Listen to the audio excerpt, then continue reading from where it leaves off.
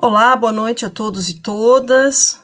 Sejam todas bem-vindas à nossa live do mês de julho, da primeira live do mês de julho do projeto Uma Filósofa por Mês, né, sobre Emma Goldman, a filósofa anarquista, lituana estadunidense, né, que será apresentada aqui pela Ingrid Moirer, que é integrante do projeto Uma Filósofa por Mês.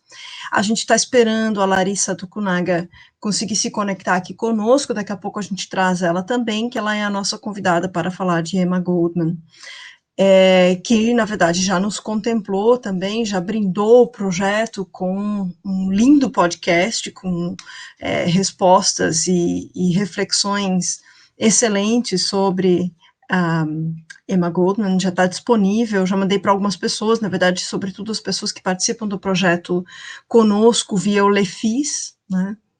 Tem um pessoal que já está entrando aqui, que eu já estou vendo, e daqui a pouco a gente traz a Larissa, então, para conversar conosco aqui também. O título da live, aliás, né, talvez vocês tenham visto isso na descrição da live aqui no YouTube, é uma referência das expressões que a própria Larissa usa nos textos dela, né, sobre a subjetividade e o afeto coletivo, né.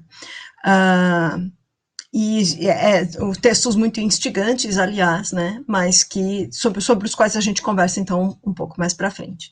Nesse momento, então, eu vou passar a palavra para a Ingrid, que vai fazer uma apresentação geral sobre Emma Goldman, né, que se responsabilizou junto comigo aqui, né, pela primeira filósofa anarquista do mês de julho. Teremos a nossa segunda anarquista na quinta-feira, que é Maria Lacerda de Moura, né, e a Ingrid escreveu uma biografia com referências que está disponível no nosso blog. Daqui a pouco eu coloco o endereço do blog aqui no chat também, tá?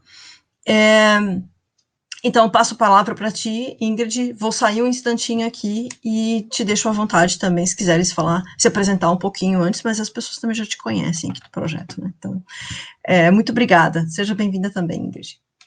Obrigada, Janine. Então, boa noite a todas, a todos que estão assistindo.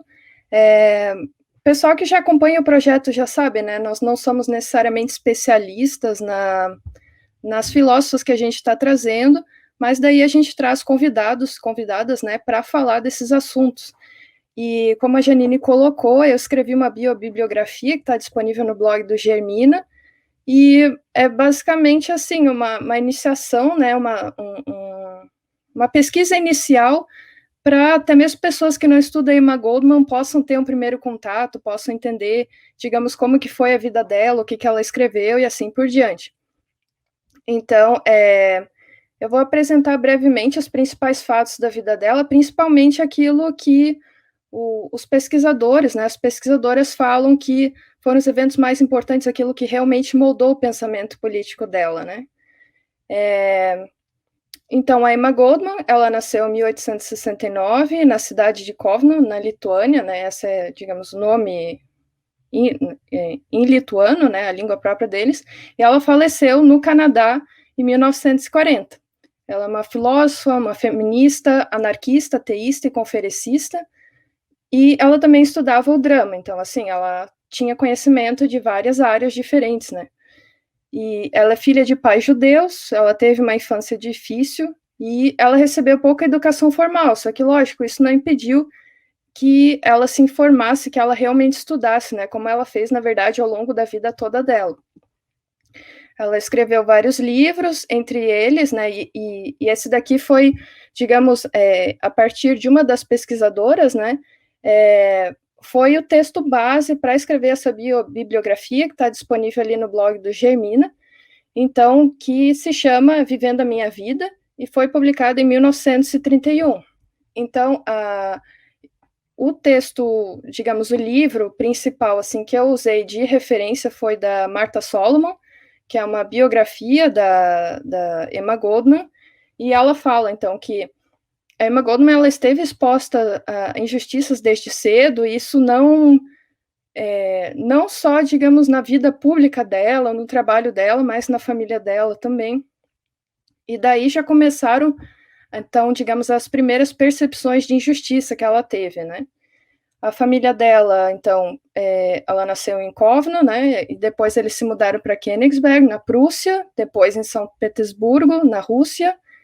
E lógico, depois, como ela era conferencista, palestrava, enfim, ela tinha uma vida muito ativa. Ela morou em vários lugares, ela viajou para vários lugares, ela esteve nos Estados Unidos, no Canadá, em vários países do continente europeu, inclusive os países nórdicos e assim por diante. E já agora em relação aos eventos marcantes da sua vida, né? Eu vou passar assim, né? Eu elaborei uma lista, né? Então eu vou falar assim os eventos principais, né?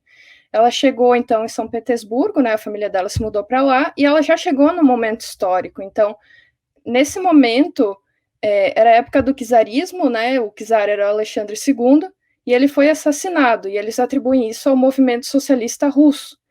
E logo em seguida ela já começou a ficar fascinada por isso, pensando no papel, digamos, em formas de solucionar e acabar com a opressão.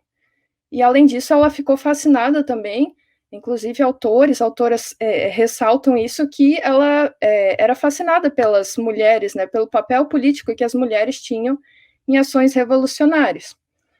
Logo em seguida, ela morando em São Petersburgo, ela estava trabalhando numa fábrica e lá ela já começou a ser explorada e junto com isso ela perdeu a virgindade e isso causou muito desgosto na família dela, né? O pai dela principalmente, meio que a contragosto, o pai dela depois concordou que ela se mudasse para Rochester, nos Estados Unidos, para que ela fosse morar já com uma irmã dela que já era casada.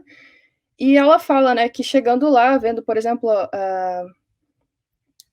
vendo os Estados Unidos, ela chegou de navio, ela já esperava ter mais liberdade, né, pensando nisso, mas ela chegou e ela não tinha condições de se manter, e ela foi trabalhar numa fábrica, e a experiência que ela teve não foi necessariamente muito positiva, ela foi extremamente explorada, ela recebia um salário muito baixo. E pensando também nisso, né, e por pressão da família dela, depois ela foi se casar, ela se casou e divorciou 2 vezes, da mesma pessoa, que era um ucraniano chamado Jakob Kessner, pensando numa questão também de como ela poderia se sustentar, né. E esse foi um casamento em que ela não foi feliz, né, por isso ela se divorciou. Mais tarde ela se mudou para outras cidades ali nos Estados Unidos, e ela presenciou, né, ela estava atenta ao que aconteceu em Boston, que teve o evento de Haymarket, em que basicamente trabalhadores estavam em greve, daí nisso teve tumultos, os policiais foram chamados, e alguém do público lançou uma bomba, e nisso várias pessoas ficaram feridas, algumas morreram, e a imprensa atribuiu isso aos anarquistas, e daí os anarquistas começaram a ser perseguidos. Nessa época também chegou Johann Most em Nova York, né, depois ela vai morar lá, e ele já era um conhecido agitador anarquista da Europa.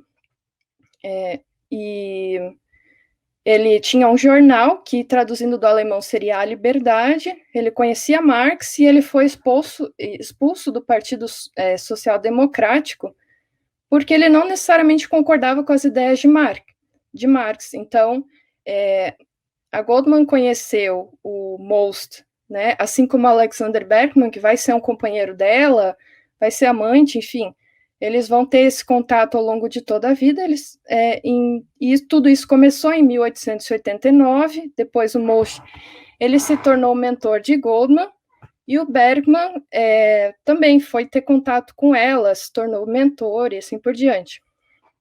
Então, em 1890, começou a sua carreira como palestrante, ela saiu pela primeira vez em turnê, e em 1892 teve a greve de Homestead, e daí foi uma situação semelhante que tinha acontecido antes, em Haymarket. E daí, o dono da empresa, que era o Henry Frick, ele contratou agentes privados de segurança, e daí também teve tumulto, nisso morreram grevistas e agentes, e com toda essa situação, Berkman e a Goldman ficaram indignados e eles planejaram um atentado, né? Planejaram o assassinato do Henry Frick Mas nisso, Frick, ele não veio falecer, mas sim o Berkman foi preso e ele foi condenado a 22 anos de prisão. Então, no ano seguinte, em 1893, a Goldman estava fazendo discurso livre na Union Square, e daí, por causa disso, ela gerou um certo incômodo e ela acabou presa por 1 ano. Mas os pesquisadores falam que não necessariamente isso foi ruim, porque ela continuou trabalhando nisso. E agora, então, ela começou a trabalhar como enfermeira, né? Enquanto ela ainda estava encarcerada, e ela era assistente do médico dessa penitenciária. E com isso, com esse tempo que ela estava presa, ela também pôde se dedicar mais aos estudos, né? Ela foi ler, digamos, tudo que ela encontrava de literatura, né? E quando ela saiu, ela continuou trabalhando como enfermeira e parteira, apesar de não ter, digamos, a licença ou diploma. E aí que ela teve o primeiro contato, a primeira percepção da situação das mulheres trabalhadoras, que muitas delas estavam sujeitas a, por exemplo, a gravidez indesejada, né? Ela começou a perceber, digamos, todas as vulnerabilidades que as mulheres passavam. E então, em 1895, ela vai estudar em Viena, já pensando em ter essa licença, em se tornar uma enfermeira licenciada. E lá ela pôde assistir às conferências de Freud, ela também pôde estudar Nietzsche, pôde estudar uma porção de coisas. E nisso ela já tinha planos, né? Porque quando ela estava presa, ela começou a melhorar o inglês dela. E então, quando ela voltou de Viena, voltou para os Estados Unidos, ela já estava pensando em dar palestras para os americanos. Então, ela já ia dar palestras em inglês. Depois, em 1899, ela voltou a estudar na Europa.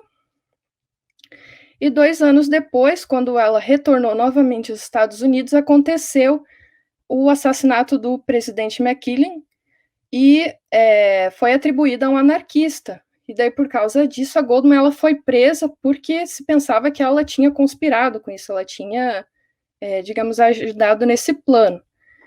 Mas, enfim, não teve provas, depois ela foi solta. Mais tarde, ela trabalhou com um grupo itinerante de teatro, e nisso ela conseguiu levantar fundos, porque ela tinha a ideia de ter a sua própria revista para a divulgação de ideias anarquistas e também em relação à emancipação das mulheres e vários outros temas.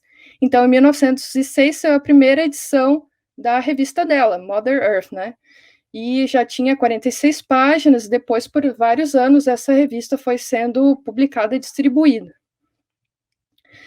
Depois, novamente, ela saiu em palestras pelos Estados Unidos, ela visitou várias cidades em vários estados, e dessa vez quem estava organizando, né, era o Dr. Heitman, foi um médico que ela conheceu, que era muito bom também com finanças, com organização de eventos. E como resultado de todas essas palestras, ela já pensava em deixar um registro escrito do seu pensamento. Em 1911, ela publicou Anarquismo e Outros Ensaios, então, reunindo o que ela tinha palestrado, enfim, acrescentando algumas coisas. Mais tarde, ela foi presa novamente por 15 dias, dessa vez em Nova York, porque ela estava distribuindo pílulas anticoncepcionais, na época isso era proibido, né, era um assunto condenado pelo próprio governo. E em 1917, os Estados Unidos estavam se envolvendo na Primeira Guerra Mundial e ela era contrária a isso. Então, ela foi presa juntamente com Berkman por conspirar contra o alistamento, porque ela estava ajudando pessoas que não queriam ir para a guerra. E daí, então, ela foi presa e junto com isso veio, digamos, a recomendação de que ela fosse deportada à Rússia. E daí, com isso, ela vai retornar à Rússia. E, no primeiro momento, ela tinha pensado que isso seria uma boa ideia, que teria lugar para a divulgação das ideias anarquistas. Só que quando ela chegou lá, ela viu que os anarquistas estavam sendo perseguidos pelos bolcheviques, e mais tarde, então, começou a sua vida de exílio. Seus amigos compraram um chalé para ela na França, e ela foi viver lá. Mais tarde, Berkman se juntou a ela. Como resultado do que ela presenciou na Rússia, ela publicou 2 anos na Rússia, um livro, em 1923. Só que, lógico, vocês podem encontrar edições que não estão com esse nome, porque foi uma questão da editora, né? E mais tarde, em 1931, ela publicou, então, isso que eu já falei, né, a sua autobiografia, né, que seria Vivendo a Minha Vida. 5 anos depois, o Bergman, seu melhor amigo, ele acabou se suicidando e ela ficou muito deprimida, ela passou a ter problemas de saúde, inclusive, por causa disso. Mas ela fala que ajudou a levantar a moral dela quando ela recebeu contato de pessoas lá na Espanha, né, um grupo anarco-sindicalista que pediu para organizar eventos e para ajudar, digamos, com a questão anarquista lá na Espanha. E depois, em 1940, ela veio a falecer depois de 3 meses que ela tinha sofrido um derrame e acabou com paralisia. E ela foi enterrada no cemitério a pedido de amigos dela, próximo dos grevistas de Haymarket, então lá nos Estados Unidos.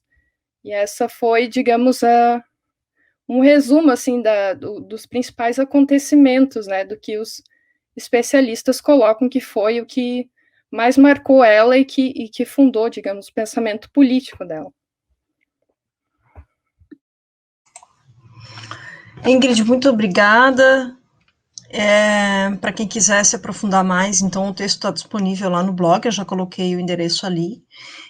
A gente está tendo um problema com a câmera da Larissa, que não consegue se conectar aqui à transmissão, a gente ainda está tentando. Eu não sei se o som também está saindo, me parece que não. Então, Larissa, muito obrigada por todo o teu empenho, tua participação aqui. É realmente um prazer para nós te receber, te conhecer, né? Te conheço ali do podcast, já te conheço tua voz, né? Participei contigo ali dessa conversa à distância, né? Te conheço pelos textos, que assim, sinceramente, talvez tu tenhas ouvido eu dizer antes, mas a tua linguagem, o teu estilo, a maneira como tu escreve,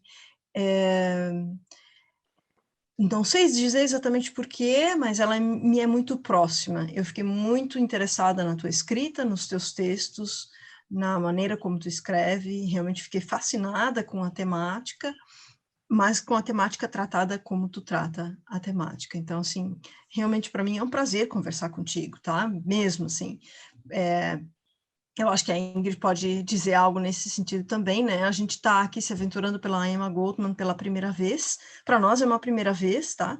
Porque como a gente tem uma filósofa por mês, né? A gente sai correndo de uma e vai para outra e tenta entender e ler né, e curtir a filósofa o máximo que a gente pode nesse mês, né? Então a gente está curtindo a Emma Goldman agora, mas nada como então ter alguém que está estudando detidamente sobre Emma Goldman, né? Então, seja bem-vinda mesmo ao nosso projeto, né? E muito obrigada pela participação também. Eu agradeço muito você, Janine, pelo acolhimento, pela paciência, generosidade. Eu conheci o projeto recentemente mesmo, e daí estava lá vendo os vídeos. Tem um vídeo sobre Maria Firmina dos Reis, a minha amiga da tenda de livros, ela fez também uma live com outras mulheres incríveis e a Maria Firmina foi o tema, né? E eu acredito que o projeto Uma Filósofa por Mês não é só um projeto de conhecimento, um gesto ético, mas também estético-político, é um gesto que transcende a academia e vai também mostrar como a ideia de que o livro didático também precisa abarcar essas figuras, por exemplo. Eu fiquei pensando que esse projeto ele dá ensejo para que professoras coloquem essas mulheres também nos livros didáticos. Então, é uma possibilidade epistemológica enorme. E eu fiquei pensando como a Emma Goldman, ela adorava dançar com o risco. E a gente dançou com o risco hoje para conseguir se encontrar. E acredito que a gente vai constelar, sabe? Não só estrelar uma ideia de filosofia como fagulha, mas constelar com essa generosidade de trazer novas mulheres. Então, Agradeço demais.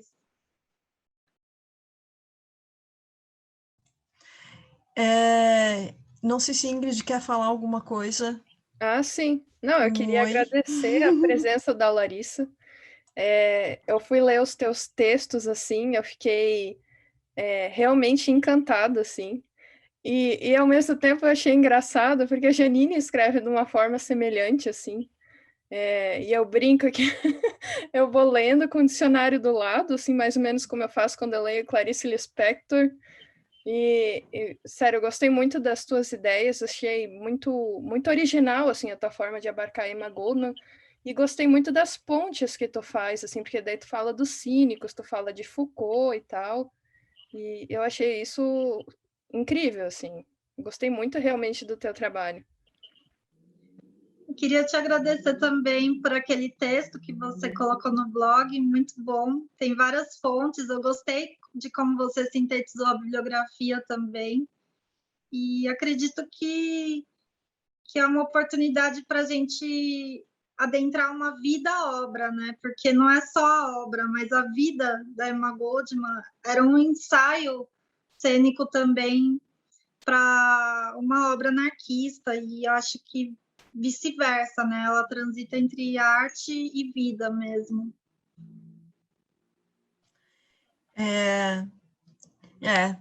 Talvez a Ingrid tenha sentido que foi que me pegou nos teus textos, assim, eu realmente me identifiquei com a tua escrita, né? E acho que agora a Ingrid entendeu os motivos.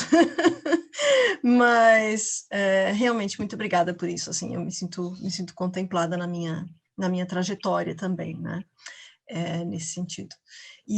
Mas assim, falando em trajetória, como é que Larissa chegou na Emma Goldman? Qual é que é a tua trajetória nesse sentido? Assim, já há um pano de fundo de filosofia anarquista? Ou a Emma Goldman foi assim a primeira, né, grande descoberta nesse sentido? Como que é para ti isso? Não, um pequeno adendo que eu também li um texto seu, Janine, sobre epistemologia feminista, e também me identifiquei, então acho que uma sintonia. É recíproco. É uma sintonia. Legal. Ótimo, obrigada. Imagina, eu que agradeço, eu adorei também. Mas, então, a vida ela foi me apresentando a Emma Goldman de um jeito muito ao acaso, de um jeito até orgânico, eu diria, porque eu fui num festival de filmes punk anarquistas, eu estava estudando o movimento anarcopunk naquela época, e daí eu me deparei com a figura dela estampada num desenho, assim, numa gravura, junto com outra mulher incrível que é a Lucy Parsons, era outra mulher anarquista que participou ativamente do High Market, da greve de 1º de maio, né, daquelas revoltas, e o marido dela foi fuzilado, enfim, é uma história que a Emma Goldman leu essa história na pele, na epiderme, né, porque ela vivenciou aquela execução e ela fala que por isso virou anarquista, ela viu esses eventos de perto mesmo. Daí, quando eu estava naquele festival e fui descobrir várias mulheres anarquistas e descobri a Emma Goldman, daí eu fui continuar minha pesquisa, né, e do anarcopunk, e de repente eu estava numa feira do livro e me caiu nas mãos um livrinho que é o Indivíduo, Estado e Outros Ensaios, publicado pela editora Edra. Quando eu li, eu ainda estava pesquisando as individualidades anarcopunks, essas individualidades dissidentes. Quando eu li esse livrinho, eu me apaixonei. E foi uma paixão avassaladora. Eu falei, nossa, que incrível, porque ela sublinha justamente a revolta do corpo e alma contra essa massificação dos símbolos hegemônicos. E ela fala que as pessoas é que criam as instituições e não o contrário. E as instituições estavam se absolutizando de tal forma que elas se introjetavam na alma das pessoas.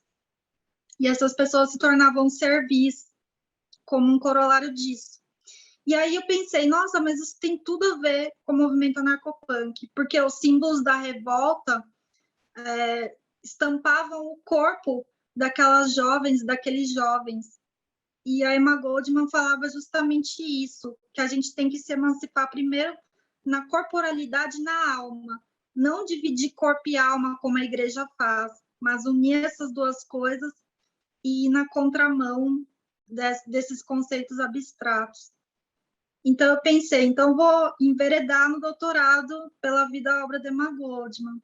Só que quando eu fui me deparar com mulheres que já tinham escrito sobre ela, eu pensava que uma coisa, assim, eu pensava, mas por que elas vão se deter só na vida pessoal da Emma Goldman, nas correspondências amorosas? Por que elas não veem as leituras de cabeceira que a Emma Goldman fez, o percurso intelectual que ela fez? Será que a Emma Goldman só escreveu sobre casamento, amor livre? Será que a gente consegue entender o feminismo dela, o anarcofeminismo dela, somente através dessas discussões? E eu pensei comigo que acho que fui descobrindo ao longo da pesquisa que não dá para entender o anarcofeminismo da Emma Goldman sem entender o posicionamento dela sobre arte e filosofia. São coisas inextricáveis, não tem. É uma teia muito estreita, é uma trama estreita. Ela analisa camadas da vida, fases da vida, desde a infância até a velhice. E a arte e a filosofia são expressões da singularidade que não dá para desprezar.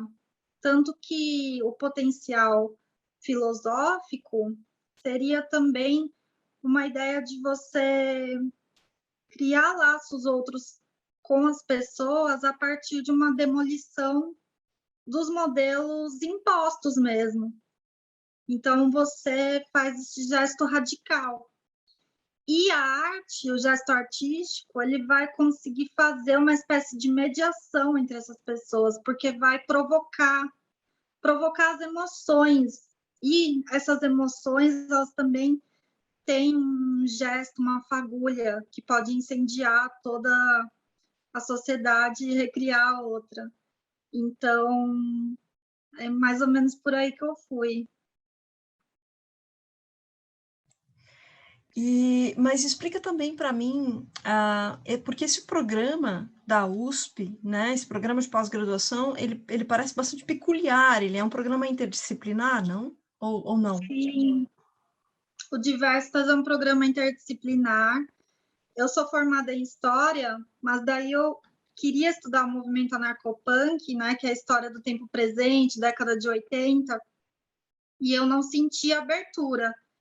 Então, eu migrei para outro programa de pós da FEFELESH, né, que foi o Diversas, porque eu queria fazer esse diálogo com a filosofia, com letras, com sociais, que eu não conseguia fazer muito na história, porque justamente, às vezes, tem aquela ideia de que você só consegue ver o todo a partir de um distanciamento. E eu queria também sentir uma identificação com o meu tema, porque eu não acho que pesquisadores, pesquisadoras são totalmente isentos. Eu acho que a paixão e o ofício confluem, né? São confluentes. Então, eu fui para o Diversos, eu encontrei uma orientadora incrível, que é a professora Sandra Nunes. Ela se formou em letras, mas ela vai enveredar por ramificações culturais e sempre vai analisar a linguagem também. Então, eu falei, acho que vai dar certo com ela. E foi incrível, porque a gente fala de saberes entranhados, né? E às vezes, na história, há ainda uma ideia de saber que tem que ser registrado daquela forma formal, daquele jeito formal, como se só a partir de uma escrita sistematizada houvesse fatos e conhecimento e historiografia só pudesse partir daí, o que eu não acredito, né? Mas, enfim.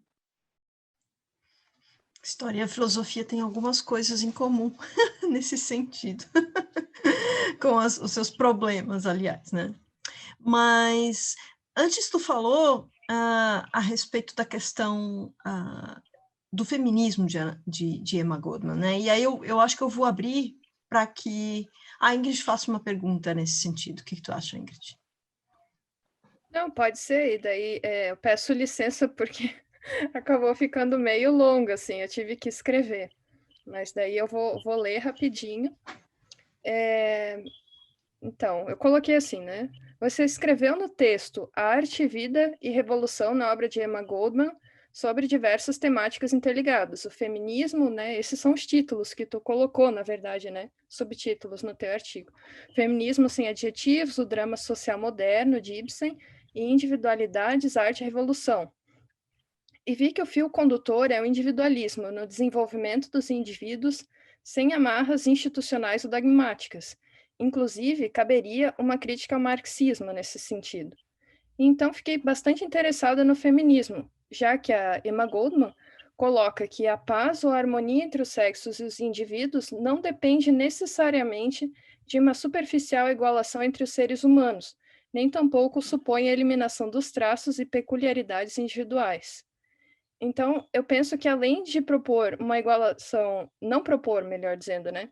Uma igualação superficial, ela está também atenta a certas particularidades femininas, né? Do corpo feminino, melhor dizendo, como a gravidez, o parto, etc.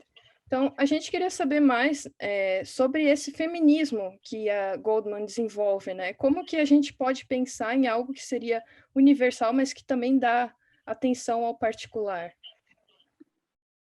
Obrigada pela pergunta, Ingrid. Eu acredito que essa questão é que o feminismo da Emma Goldman ele só existe com a individualidade humana, que não é nem egoísmo nem altruísmo, mas as coisas que ela propõe, elas sempre estão numa continuidade orgânica, como se não houvesse divisões. Então, o feminismo da Emma Goldman é num patamar humano. Se não houvesse, por exemplo, a libertação das instituições também para os homens, haveria duas servidões, uma servidão dupla. A mulher não se emanciparia através de alcance de cargos públicos, de representatividade, de uma emulação de cargos masculinos ou de comportamentos masculinos. E não seria uma igualdade no sentido de apagar singularidades. Seria justamente a convivência de individualidades que não precisam se rotular como masculinas e femininas, justamente porque os grilhões da sociedade já estariam rompidos.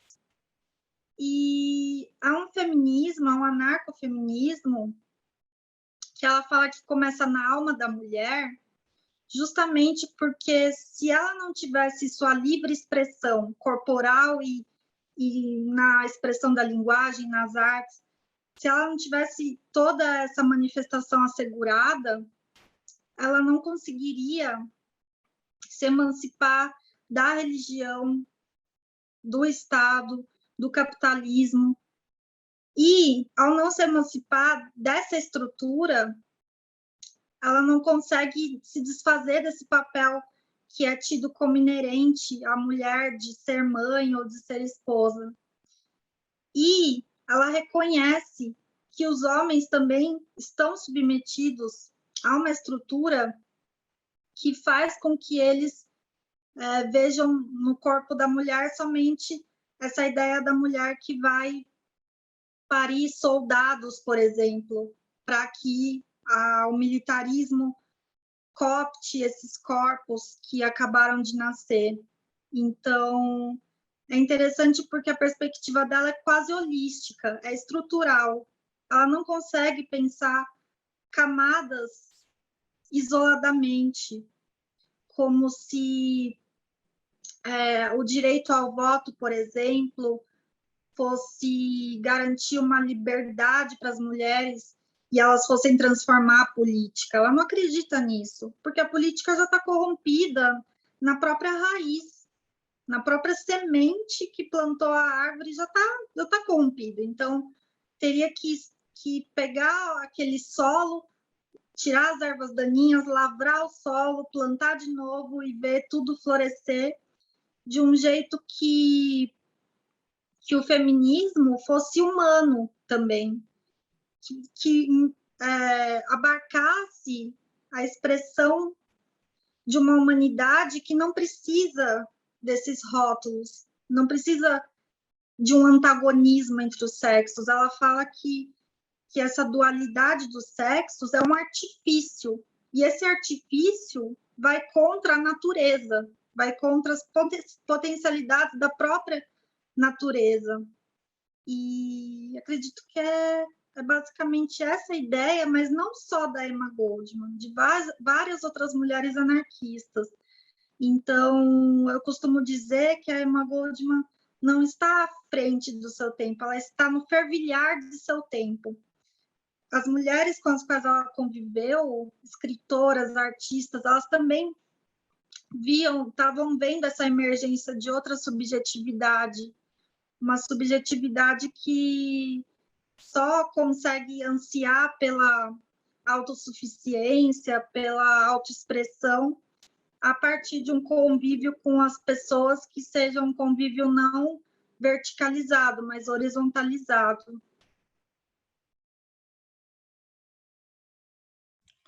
Eu tenho aquisição recente aqui, né, da questão feminina. Eu me empolgo com as filósofas, aí eu compro um monte de livros, depois eu não consigo mais voltar neles, mas enfim. Aí eu li, né, algumas coisas que estão presentes nesse texto. Só um momentinho.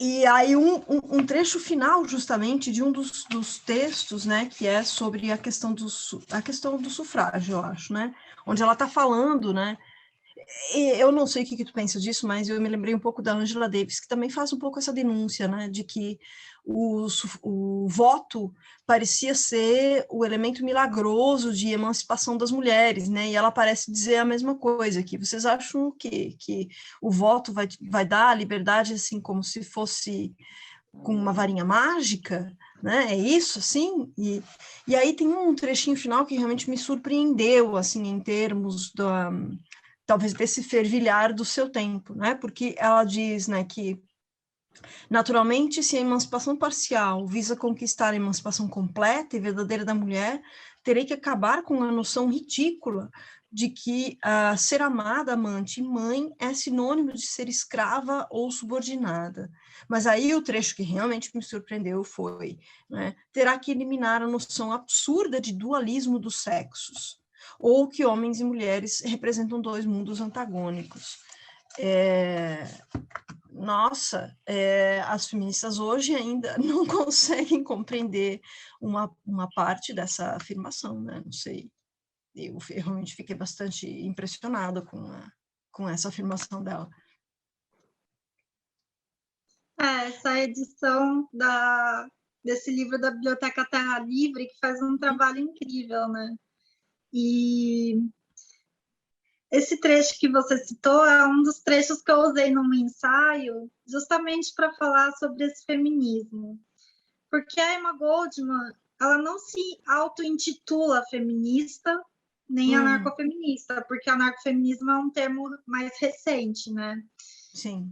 E tem uma teórica, Dora Barrancos, que ela fala em um contrafeminismo. O que seria isso? Seria ver que esse feminismo ele se manifesta na prática, na empiria, mas recusa um feminismo modelar, que é justamente esse feminismo que não contempla a humanidade e que vê como se a gente visse hoje em dia essa ideia do empoderamento, como se essa coisa superficial, atrelada ao mercado, atrelada à ideia de um alcance de uma liberdade que também é um solipsismo também, não é uma liberdade ilusória, né? E a Emma Goldman ela vai até a raiz. Que liberdade é essa? Por isso que ela vai estudar a infância também. Por isso que ela vai ver nas crianças essa ideia de quando você reprime os desejos e as vontades desde a infância, você já está criando mulheres que vão reprimir seus filhos e vão dar ensejo também, vão fomentar essa sociedade. Enfim.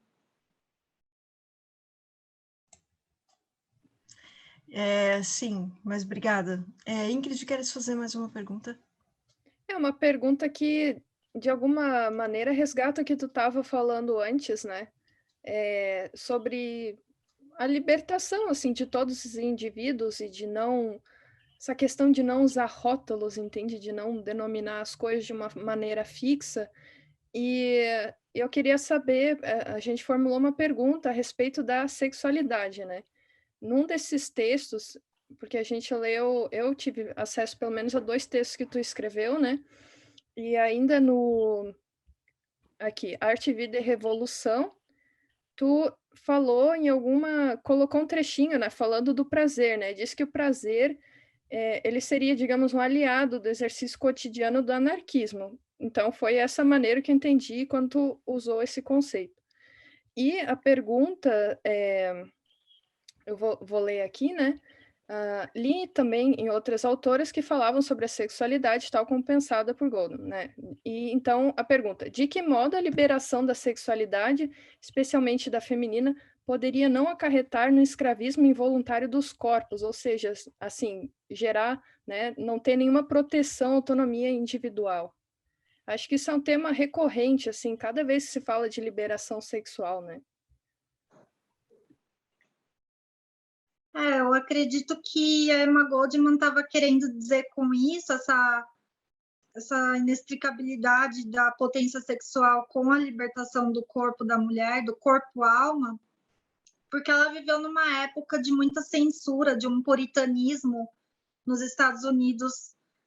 Tinha um censor, o Anthony Comstock, que proibia o que ele chamava de envio de materiais obscenos pelo correio, mas também informações sobre métodos contraceptivos eram consideradas obscenas nessa lei absurda. Então, assim, para ela, o próprio gesto criativo também tem uma energia sexual e vice-versa, porque a vida é expressão.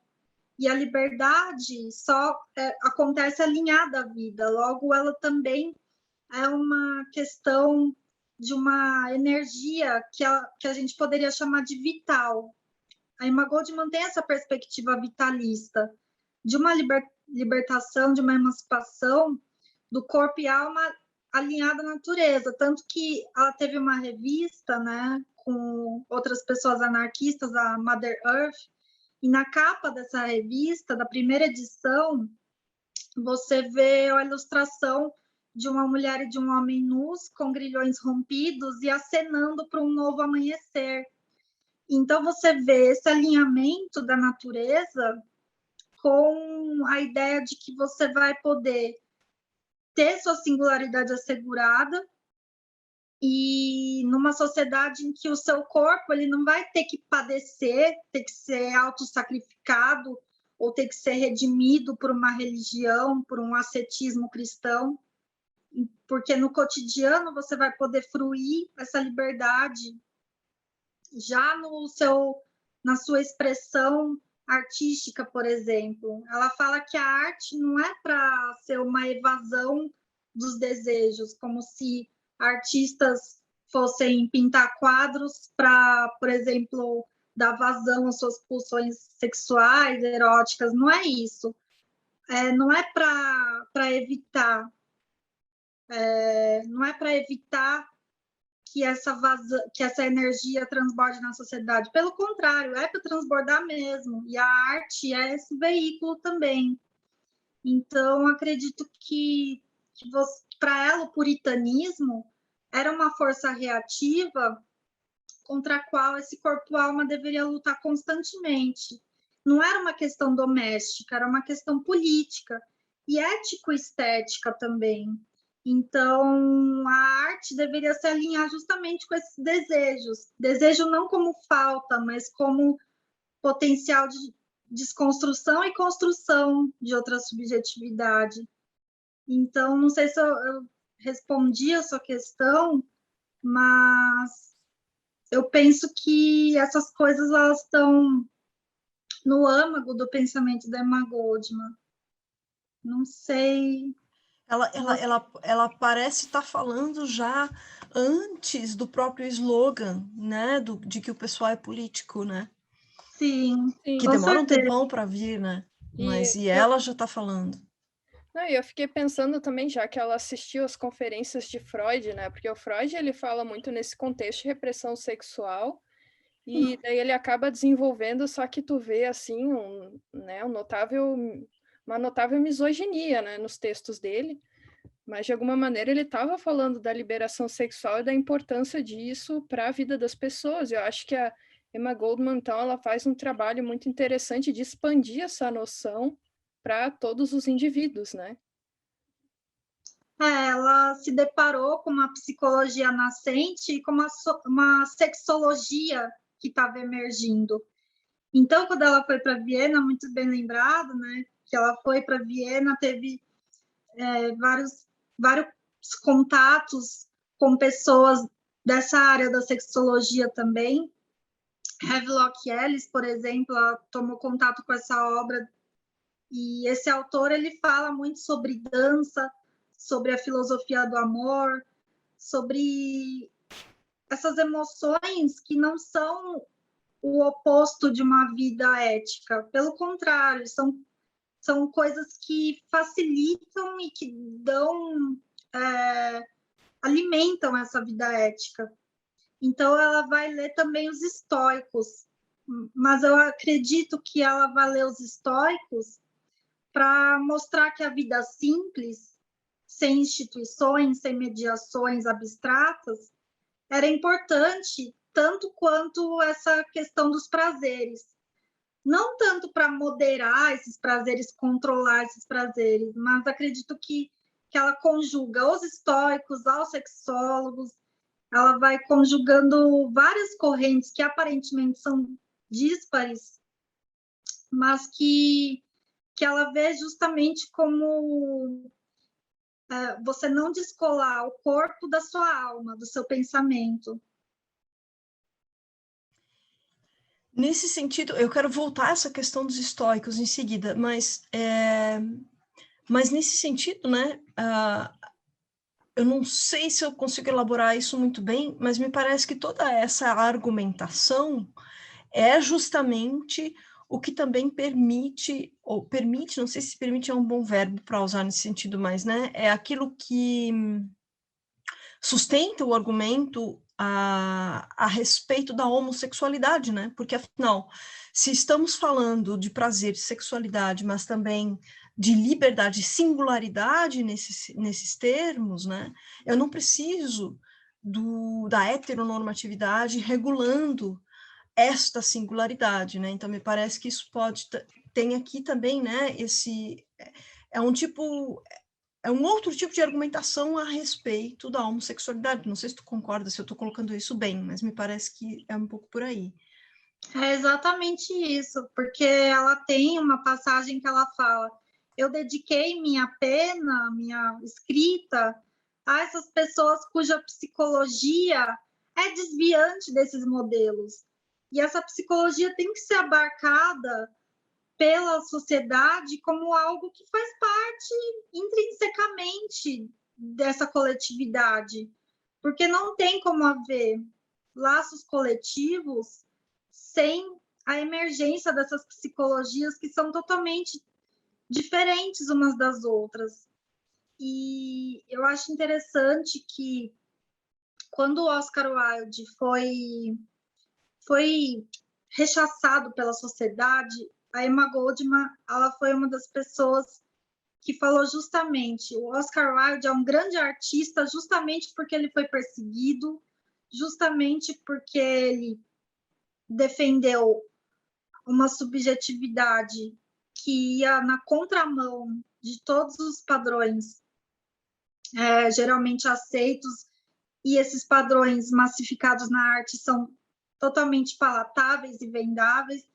E o Oscar Wilde simplesmente defendeu a sua vida, ele defendeu a vida dele, somente isso. e isso já fazia da vida dele uma obra de arte. A arte dele já tinha uma fagulha revolucionária, justamente porque a trajetória ia ser uma trajetória que desvela os deveres sociais e tira totalmente o véu desses poderes que vão se entranhar no corpo das pessoas. Justamente por revelar essa opressão, é que essa obra mereceria ecoar, mereceria ser disseminada. Então, não há descolamento entre vida e obra para Emma Goldman. Quando ela vai falar de literatura, de teatro, de pintura, ela vai falar da obra dessas pessoas artistas que compuseram isso. Ela nunca fala só de um quadro. Ah, vou aqui falar do quadro O Homem com uma Enxada, do Menier, se eu não me engano, ou Millet, não lembro o nome do autor. Não, eu vou falar da vida dele. Como esse pintor ele desafiou os cânones e como ele desafiou a própria família para pintar. Isso já era revolucionário para ela.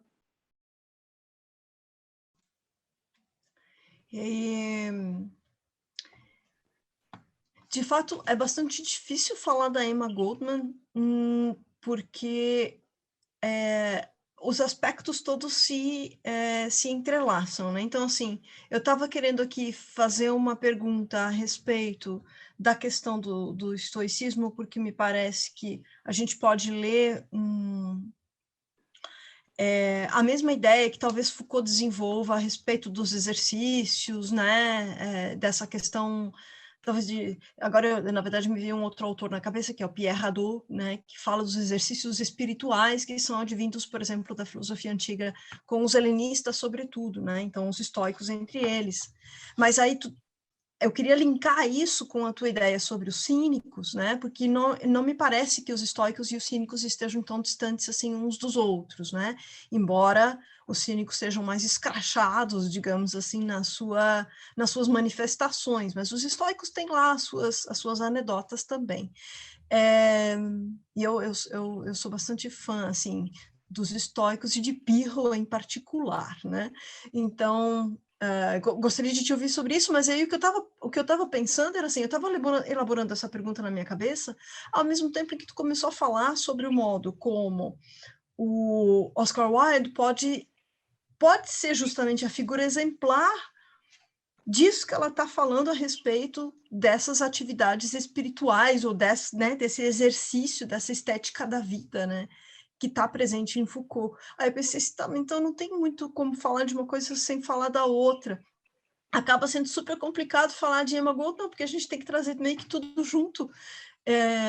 E aí isso volta a um ponto teu que algumas vezes já apareceu, né, que é a ideia do holismo, da organicidade, né, e do como é um desafio para os acadêmicos acostumados com a sistematização que a gente tem que dar conta dessa organicidade. Isso é muito interessante. Metodologicamente já nos quebra tudo aqui, né? Mas, enfim, Pirro, cínicos e os estoicos, né? Eu não sei exatamente de que leituras a Emma Goldman teria se servido em relação aos estoicos, mas tu consegue enxergar também essa proximidade, assim, entre cinismo e o estoicismo? Como que é? Então, Janine, eu compartilho desse sentimento, assim, de turbilhão que nos inunda, assim, quando a gente lê Emma Goldman, porque ela cita Zenão de Sítio em um documento, e eu fiquei pensando que ela vai fazer uma genealogia mesmo, embora esse termo seja Foucaultiano, não tem como pensar em Emma Goldman sem pensar em genealogia, porque ela vai partir do presente dela, diagnosticando as camadas de opressão que incidem de forma bem insidiosa na vida, em todas as camadas da vida. Ela vai se perguntar que poderes são esses? Foi sempre assim? Daí ela vai para o passado, ver como era uma sociedade sem Estado. Existia uma sociedade sem Estado? Sim, ela foi ver. Nos tempos pré-cristãos, para criticar a igreja, o clericalismo, ela foi ver uma filosofia que não precisava de igreja. E ela foi ver como Zenão, por exemplo, ele falava em leis da natureza. E eu acredito que ela vai transitar entre o estoicismo e o cinismo, porque ela quer demolir morais externas, mas ela quer alcançar uma espécie de felicidade intelectual com outras pessoas. E o cinismo ele carrega no próprio corpo a recusa ao poder, né? Ao testemunho de vida que já é a militância. Daí eu fiquei pensando como a vida da Emma Goldman foi um perene risco. Se vocês pensarem numa imagem, que é uma das imagens mais famosas da Emma Goldman, discursando no meio de uma multidão, você vê lá vários chapéus, vários homens ao redor, e ela foi presa várias vezes, ela foi deportada, enfim, sempre carregava um livro debaixo do braço porque sabia que ia ser presa. Então, assim, a vida dela era um perene desafio até ela corria risco de vida mesmo. Ela estava sempre no limiar dessa vida que era o perigo, né? Não à toa ela foi tida como Ema Vermelha, a mulher mais perigosa do mundo, a demônia, enfim, vários adjetivos que colaram nela e a imprensa sempre dava destaque a isso. Mas eu acredito que por que esse estoicismo que ela cita é importante? Justamente porque a Emma Goldman vai criticar uma automatização do mundo. Então, ao mesmo tempo que ela critica a arte que é vendida pelo mercado, ela vai criticar a aceleração do tempo e dos mecanismos das pessoas se tornando autômatos. E ela vai falar, por que a gente precisa desse verniz civilizatório? O progresso não é isso. O progresso não é atingir a velocidade da máquina. O progresso é alcançar uma liberdade que é uma aspiração inerente da individualidade. Então, ela vai, por exemplo, pensar nessa espécie de aleturgia, quando a verdade ela salta aos olhos e vai se tornar um porvir quase orgânico, porque as pessoas vão adquirindo essa consciência. Para entender como ela faz essa união de cínicos e de estoicos, acho que a gente teria que ir para uma faceta de uma corrente dos Estados Unidos, que é o espiritualismo norte-americano, que é o Thoreau, o Emerson. Ela leu essas pessoas com muita avidez. Então, para entender como que ela vai, nessa sociedade grega também, buscar essas referências, a gente não pode esquecer das referências contemporâneas a ela, né? E eu acho que essa ética é a harmonia entre os instintos individuais e sociais que ela tanto fala. É você se preocupar não com a opinião alheia, com o controle do corpo da mulher que vem externo, mas é se preocupar com o que brota dessa natureza singular e o que é algo que não pode ser submetido, é uma insubmissão que já é humana. E eu queria já emendar uma pergunta, porque eu fiquei pensando muito sobre isso, né? E tu fala nos teus textos do franco falar, que seria essa questão de tu realmente falar a verdade, porque, enfim, precisa ser falado e não com... Até porque ela faz uma crítica, né? Como tu colocou, as instituições, e então ela faz uma crítica também a essa hipocrisia, né? Tu teria como falar mais assim sobre o que ela pensa que seria esse franco falar? Até mesmo a gente ficou pensando, né, como que isso, qual seria a implicação nas conferências dela, né? Fiquei pensando nos temas que ela vai trabalhar por causa disso. Ingrid, esse franco falar a tornou uma das conferencistas mais famosas e tem uma estudiosa atual da Emma Goldman que fala que os textos dela, que os discursos dela chegaram até a China, até o Oriente.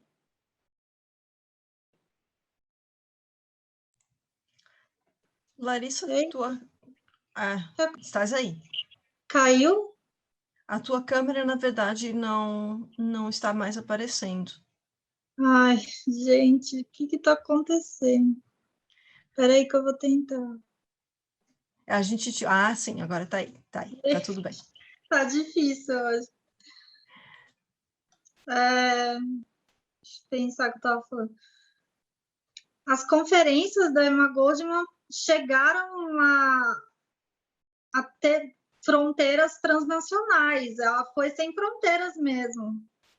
E ela chegou nesse grau de difusão justamente porque a parrésia dela, esse franco-falar, era um franco-falar que assumia que a verdade não era a verdade hegemônica, racionalista, mas era uma verdade anarquista de uma individualidade humana que não se auto-abnega, que não se delega. E justamente por isso ela conquistou públicos que depois foram dar depoimentos para ela de como essas pessoas se libertaram de uma culpa e de um medo. Então, uma vez, uma moça homossexual foi falar para ela, numa palestra sobre teatro, como ela se viu desvinculada desses papéis hegemônicos que tentam colar nas pessoas desde tenra idade.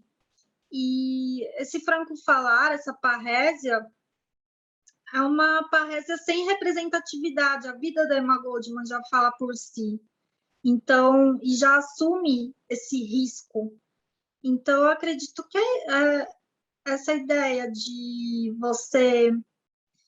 Ela tem uma passagem, né, que ela fala que dançar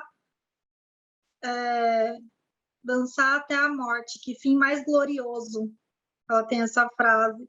E aí eu fico pensando, né? Dançar sem esses passos prescritivos, dançar sem um ensaio prévio, foi isso que ela fez, né? Desde a infância, ela já sentia que a educação autoritária, repressora, não era algo atemporal. Tinha um tempo certo que ela ia demolir, entendeu? Que ela ia conseguir mudar, fazer uma inflexão nessa história.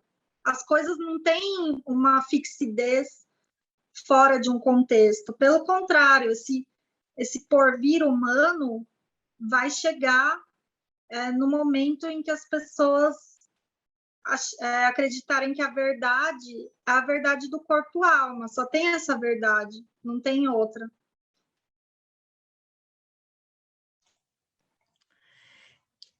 Aí, eu estava aqui pensando no modo como essas coisas podem ser relacionadas ao aquilo que, sei lá, eu poderia chamar de metodologia filosófico-política da Emma Goldman, né? Porque, digamos assim como a gente tem dificuldades, talvez, de fazer, né, de fazer distinções, né, nesse borrão temático todo, que é uma coisa só nela, né, nessa organicidade, me parece que a gente também não consegue fazer distinções a respeito daquilo que é o âmbito da teoria e o âmbito da prática em Emma Goldman, né, porque é um pouco assim, tudo é vida, então, quer dizer, né, estamos, as duas coisas aqui, elas se juntam e não conseguiríamos fazer essa distinção, na verdade, né.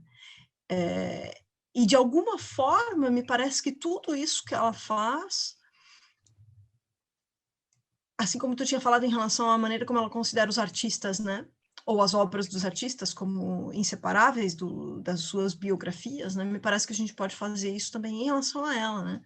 A maneira como ela elabora ou ela vive, né, teoria e prática política, me parece que é uma maneira artística, justamente, né? Estética, puramente estética também. Eu acredito que ela fala que a vida é refratária a quaisquer teorias, né? Então, eu acredito que, para ela, a política não é a política institucional, mas é uma espécie de antipolítica, mas não no sentido de, então não vamos ter lutas, ou não vamos interagir na sociedade, ou vamos ficar solipsistas e egoístas. Não, não é nada disso. Ou não vamos falar de política. Não é nos isso. termos contemporâneos. Não tem nada a ver com essa barbárie que está nos acometendo agora. O pensamento dela era antipolítico no sentido de não criar representatividades abstratas e que não alcançam as pessoas e que fazem com que as pessoas se liguem de uma forma religiosa a esses conceitos. E é interessante porque algumas autoras falam em um anarcofeminismo sem adjetivos. O que é esse sem adjetivos? É justamente a heterodoxia dela. Ela não se ligava, por exemplo, a uma corrente só. Existe o anarcossindicalismo que ela defende, existe o anarcocomunismo que ela defende, existe o anarcoindividualismo. Ela consegue fazer um blend dessas correntes. E ela fala num texto que, por exemplo, os individualistas dão fagulhas para a gente pensar como as instituições não estão satisfazendo essas individualidades. Por outro lado, o anarcossindicalismo fala que a luta coletiva precisa fazer com que essas individualidades não se atomizem. Então, ela quer fazer justamente essa ligação que não tem mais divisão entre indivíduo e sociedade. Não existe uma divisão, não existe uma dicotomia mais. Ninguém vai se perguntar, eu sou um indivíduo ou sou uma sociedade? É um corpo. Então, não tem como separar. Por isso que ela gostava tanto de Kropotkin. Kropotkin foi um anarquista que falava que a natureza não é a competitividade não é uma essência natural, é a ajuda mútua que é a natureza. A gente só conseguiu evoluir por ajuda mútua. As formigas só conseguiram evoluir, conseguir construir suas casinhas a partir da ajuda mútua. Não é porque o ser humano ele quer ser bonzinho, ajudar os outros, aquele altruísmo compulsório. Não, é porque justamente ele só vai conseguir sobreviver tecendo laços com as pessoas. E aí você percebe que não é uma coisa artificial, do tipo, vamos aceitar as diferenças.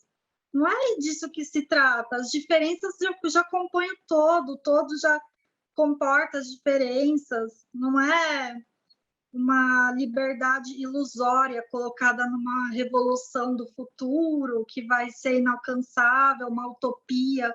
É mais uma heterotopia mesmo. É nesse não lugar onde você não tem mais designações e divisões que isolam as pessoas.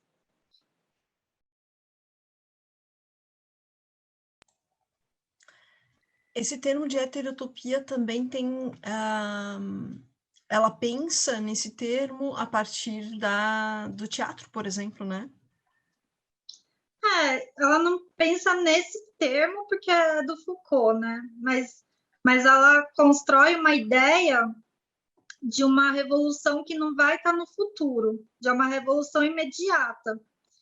E numa revolução que é num não lugar, porque não vai ter um partido ou um momento histórico específico ou um lugar específico.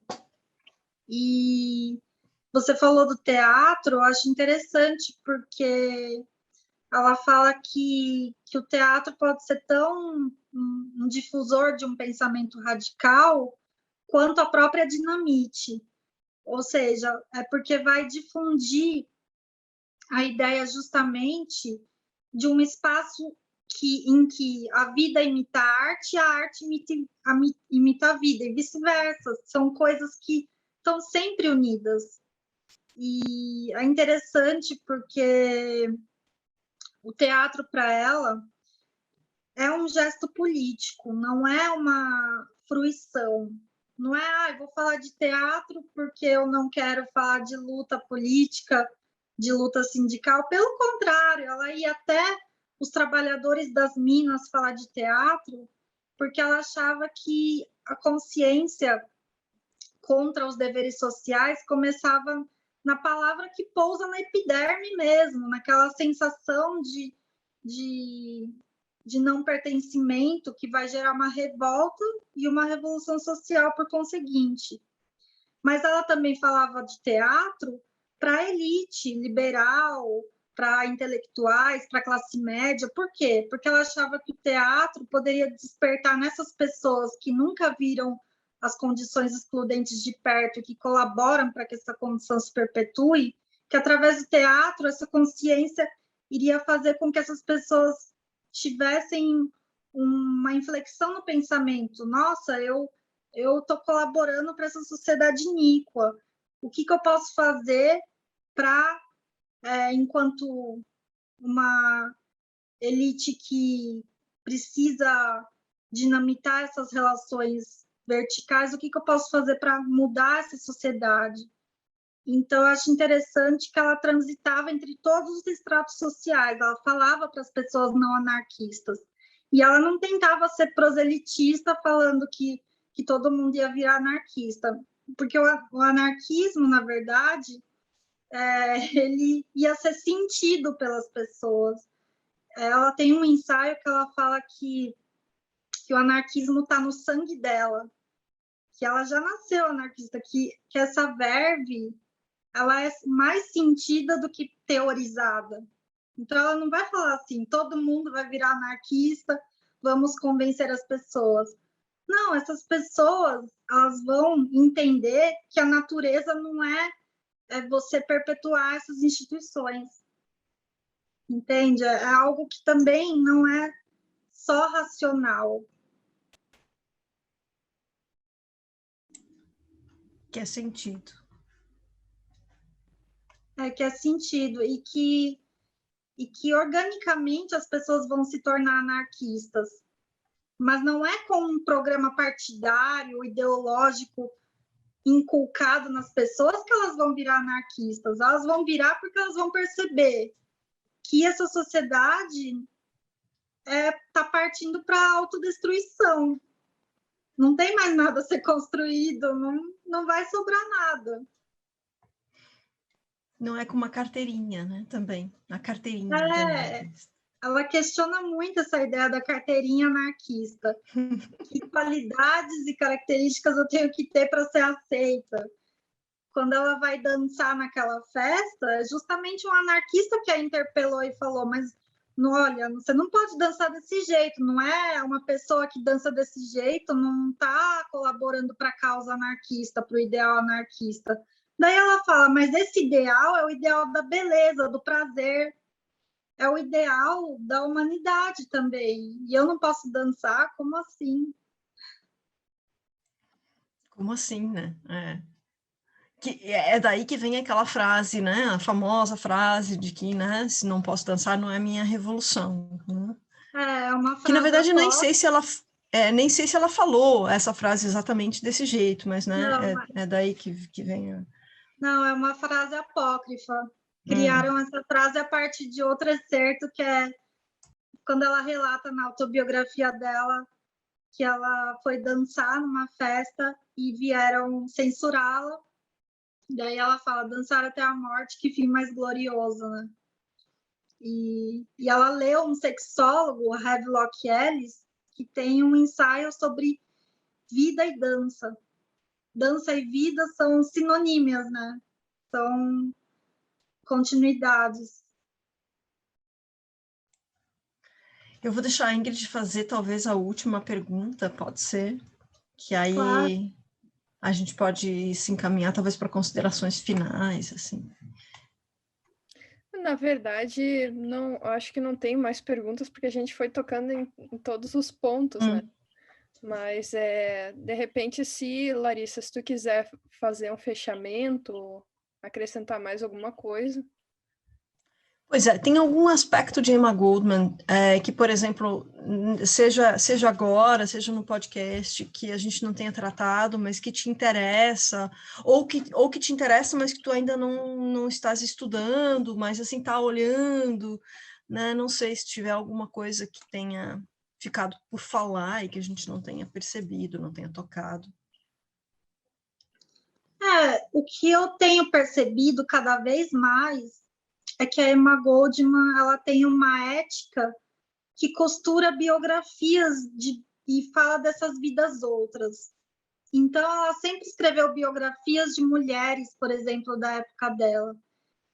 Mulheres que antecederam, como a Mary Wollstonecraft também, mulheres anarquistas como a Louise Michel, mulheres anarquistas como a Voltaire de Cleyre. Ela sempre citava essas mulheres como uma vida que já é dramatizada, mas também já é uma vida que age desvelando esses pudores e fazendo com que todo esse escândalo da verdade, como diria Foucault, viesse à tona, né?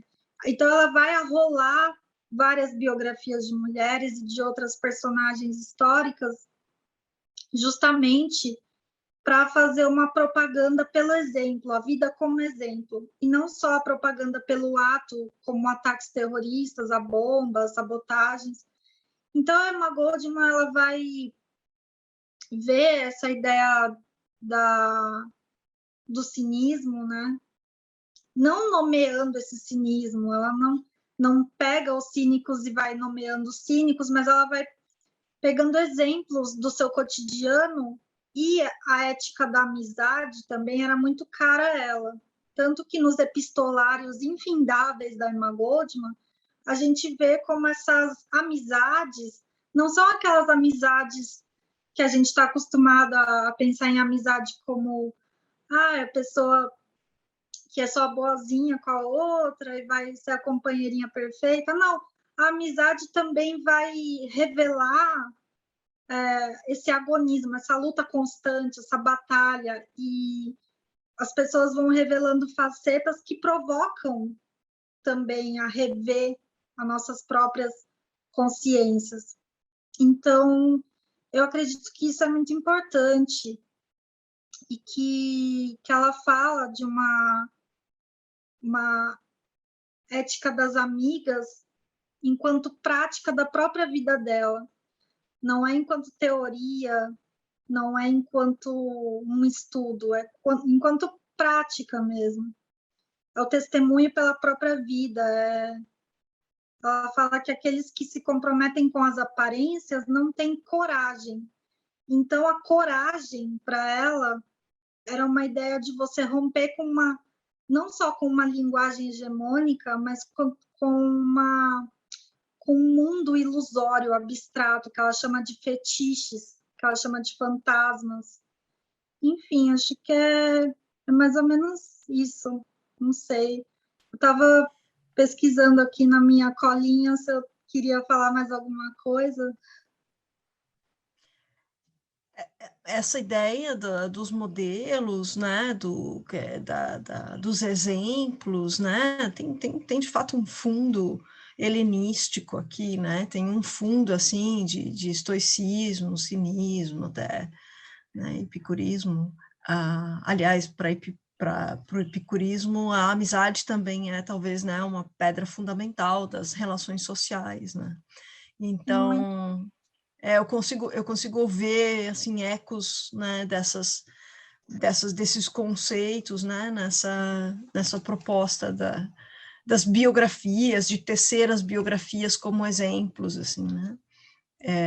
Mas não exemplos teóricos, né, exemplos realmente que, ora, né, deveríamos também fazer as nossas próprias biografias nesse sentido, né. Exatamente. Ela fala de uma ajuda mútua que não é uma obrigação cristã moral.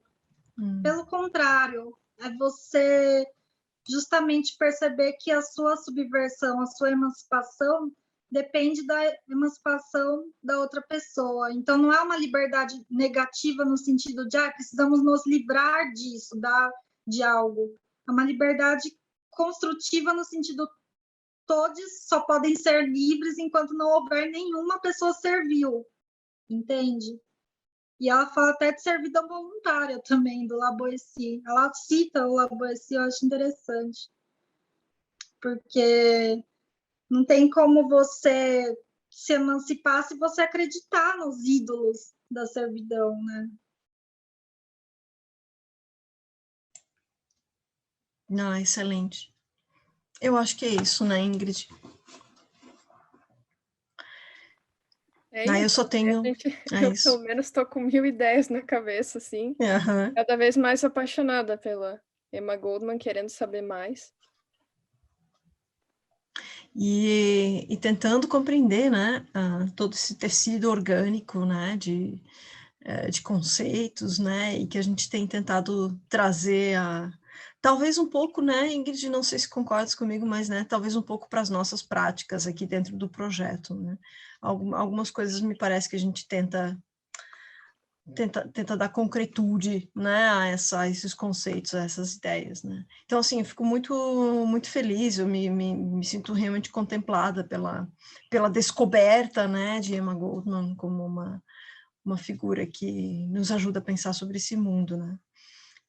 Mas também fico muito contente, muito contemplada pela descoberta da pesquisadora Larissa, né. Então, assim, que eu espero que a gente consiga, né, se rever em algum momento de novo e contribuir novamente e, né, continuar uma conversa aqui sobre Emma Goldman e sobre algo que, por exemplo, tu falou no podcast, né, que tem a ver com essas mulheres, né, que estavam aí, sim, né, e que um pouco a nossa insistência com o projeto é um pouco essa, assim, né, é fazer ver que elas estavam aí, né, e que nunca mais ninguém diga, né, que elas não estivessem aí, né? Então, espero que a gente continue essa conversa aí. Não, eu queria muito o encontro presencial, e muito mesmo, assim. E, nossa, eu tô tão ansiosa para que a gente consiga tomar um café, fazer uma reunião, assim, chamar as pessoas fazerem perguntas pessoalmente, sabe? E eu acho que eu fiquei tão feliz com a descoberta desse projeto, justamente porque vocês fazem um trabalho que não é só, digamos assim, aquela palavra que está na moda, o resgate. Não é só o resgate, não é isso de que se trata, sabe? É você fazer ver que as mulheres intelectuais sempre existiram, sempre. Não é uma questão assim, tem uma escritora que fala, tem um livro, Por que não houve grandes mulheres artistas? E eu fico pensando, ela faz essa pergunta, mas não é porque não houve mulheres artistas, é porque as condições materiais para o desenvolvimento das mulheres artistas eram negadas a elas. Então, não adianta a gente comparar um Picasso com uma pintora que não tinha nem a tela para pintar direito, não tinha material, enfim. Não é bem disso que se trata. Essa pergunta é um pouco para a gente ser provocada mesmo. Por que não houve grandes mulheres artistas? Houve. E também a Emma Goldman falaria algo análogo, assim, porque ela pergunta, mas por que a gente não conheceu mulheres artistas que se destacaram? Daí ela fala, é porque a própria expressão, o próprio gesto criativo, elas não tinham acesso a ele porque elas estavam escravizadas por essas noções de religiosidade, enfim. Elas não conseguiam ser genuínas a ponto de ter essa torrente criativa. Por isso, foram solapadas, digamos assim. E aí, justamente, nessa pergunta não faz sentido. Na verdade, na filosofia também, né?